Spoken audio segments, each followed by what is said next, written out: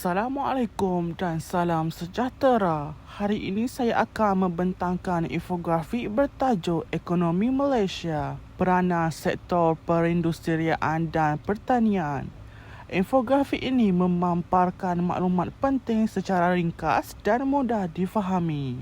Slide ini memamparkan ahli pasukan serta nama ahli pasukan. Slide yang pertama ialah maksud sektor perindustrian. Sektor perindustrian merujuk kepada aktiviti prosesan bahan mentah menjadi bahan siap atau separa siap melalui penggunaan teknologi, mesin dan tenaga kerja. Yang kedua, peranan utama menyumbang besar kepada keluaran dalam negara kasar negara, menyediakan peluang pekerjaan dalam bidang pembuatan, teknologi dan kejuruteraan, menggalakkan pelaburan asing dan tempatan, meningkatkan ekspor barangan seperti elektronik, automotif dan produk berteknologi tinggi. Yang terakhir untuk sektor perindustrian ialah contoh industri. Yang pertama, industri elektronik dan elektrik. Yang kedua, industri automotif. Yang ketiga, industri makanan dan minuman.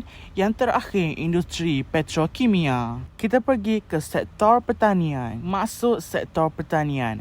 Sektor pertanian melibatkan aktiviti penanaman tanaman, peternakan, perikanan dan perhutanan bagi menghasilkan sumber makanan dan bahan mentah. Yang kedua, menjamin bekalan makanan negara, menyediakan bahan mentah kepada sektor perindustrian, menjana pendapatan penduduk luar bandar, menyumbang kepada ekspor komuniti negara.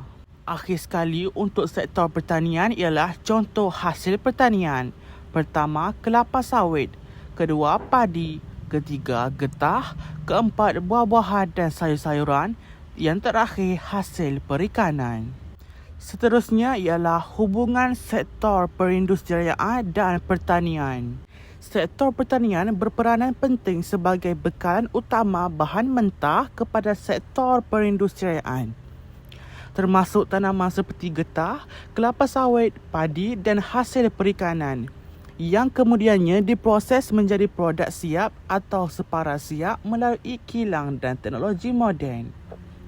Sektor perindustrian pula menambah nilai kepada hasil pertanian ini dengan menghasilkan barangan bernilai tinggi seperti minyak sawit untuk kegunaan tempatan dan ekspor, produk makanan, tekstil dan produk kimia.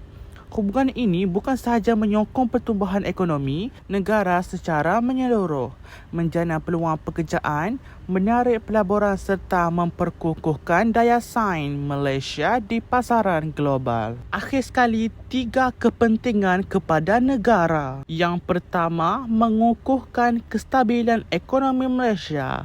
Sektor perindustrian dan pertanian yang berkembang pesat dapat memastikan aliran pendapatan negara yang stabil. Yang kedua, mengurangkan kebergantungan kepada import. Dengan menghasilkan barangan industri dengan hasil pertanian sendiri secara mencukupi, Malaysia dapat mengurangkan kebergantungan kepada import makanan dan produk industri. Yang ketiga, meningkatkan taraf hidup rakyat. Pertumbuhan sektor perindustrian dan pertanian menyediakan peluang pekerjaan, meningkatkan pendapatan penduduk, terutamanya di kawasan luar bandar serta memastikan bekalan makanan dan produk asas yang mencukupi untuk rakyat.